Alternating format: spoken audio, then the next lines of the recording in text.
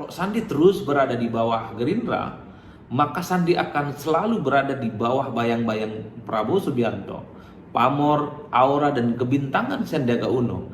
Secara perlahan akan meredup karena selalu di bawah bayang-bayang Prabowo Subianto. Sandi adalah orang yang bagi saya sadar betul dengan posisinya, di mana Sandi itu adalah orang yang selalu masuk dalam radar cawapres yang kemudian selalu didominasikan sebagai sosok yang difavoritkan. Apakah secara etika ini bisa disebut sebagai definisi dari politisi kutu loncat?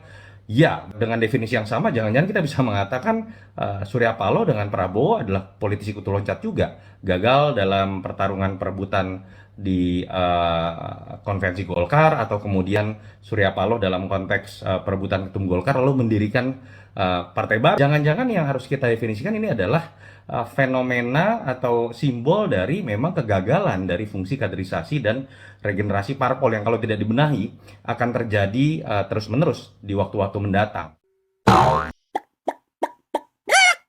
Mas Andi, politisi kutu loncat, hanya ingin loncat dari satu partai ke partai lain untuk mendapat posisi yang lebih baik.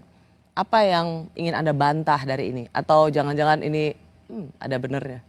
Sekali lagi kita nggak mau berbantah-bantah di depan publik, tapi saya sudah temui Pak Muzani setelah saya mendengar langsung wawancara tersebut, dan saya jelaskan proses saya selama 8 tahun sebagai kader Gerindra dan lebih dari 10 tahun membantu Pak Prabowo. Dari 2014 ya? Dari 2014 saya pada saat itu ada di dunia usaha, diminta untuk menjadi jubir yang membuat seluruh investment banker dan para investor waktu itu sangat terkejut begitu bahwa saya mengambil posisi seperti itu. Dan ini saya sudah jalani mulai dari 2014, 2017 Pilgub, setelah itu diminta untuk mendampingi beliau 2019. Dan kenapa Anda menjelaskan ini? Ini untuk mendeskripsikan bahwa bukan kutu loncat? Ya, deskripsi kutu loncat itu juga nggak jelas apa maksudnya deskripsi kutu loncat. Tapi saya stay di Gerindra selama karir politik saya, dan sekarang saya memutuskan untuk mundur. Belum loncat nih, baru mundur satu langkah. Loncatnya kemana kan nanti itu butuh kontemplasi, butuh pemikiran. Karena tadi seperti katakan tergiur oleh survei, tergiur oleh konten, agenda dan hasrat politik. Survei seperti apa ini saya nggak ingin lebih dalam untuk mencoba mencari tahu, tapi saya memiliki pemikiran bahwa jika kita ingin mewujudkan mimpi kita untuk mendorong apa yang menjadi harapan. Saya ini keliling Rosi, keliling Indonesia dari 2019 itu nonstop. Di luar pemerintahan 1 tahun, setelah gabung di pemerintahan diajak Pak Presiden sebagai pembantu Presiden, 3 tahun terakhir ini saya dengarkan apa yang menjadi harapan dari masyarakat. Ini yang ingin saya perjuangkan. Dan pemikiran inilah yang akhirnya menjadi landasan keputusan saya untuk menyampaikan secara terbuka dan melalui kontemplasi yang panjang. Oke, tapi kan itu singkat saja bahwa sebenarnya memang dalam survei nama Anda itu selalu berada dalam 2 teratas yang tertinggi. Litbang Kompas misalnya menempatkan Anda tahun lalu Anda yang tertinggi. Baru kemudian ada Ridwan Kamil. Jadi Sandiaga Uno itu selalu nama yang paling tinggi untuk calon wakil presiden. Sah dong kalau Anda memang berhasrat sebagai wakil presiden? Ya, keputusan itu ada di tangan pimpinan partai politik. Tapi saya sangat menyadari dan saya tidak ingin GR bahwa saya bisa masuk ke dalam ranah itu.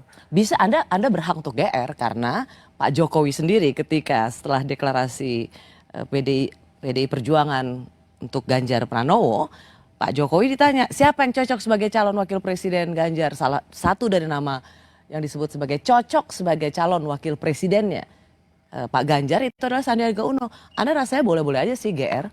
Ya 8 bulan setengah lebih di 2019 itu saya keliling Indonesia. 1.700 titik aktivitas dan aktivasi kampanye yang saya jalankan.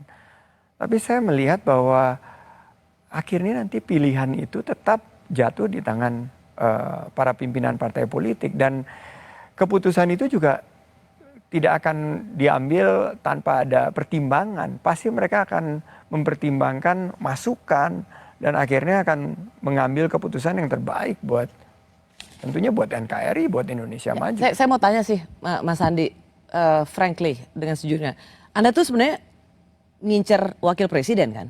Atau jangan-jangan Anda lebih mau ngincer presiden?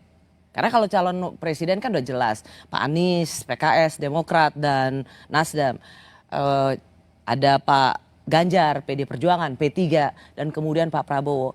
Anda mimpinya memang wakil presiden kan? Atau memang Anda pengen shoot the star? Kalau saya berinteraksi dengan masyarakat banyak, dan setiap kali maju lagi ya Pak ya, jadi wakil presiden lagi, atau aja Pak pimpin Indonesia, atau segala macam.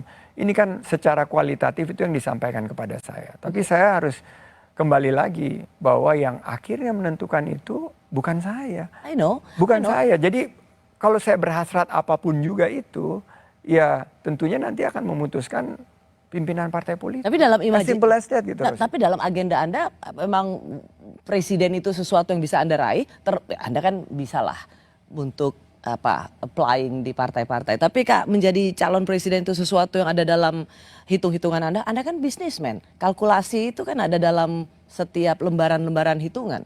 Ya, tapi juga harus rasional, harus dilandaskan dengan apa yang menjadi temuan di lapangan. Oke, dari temuan di lapangan, menurut Anda itu memang bisa jadi calon presiden atau cukup wakil presiden?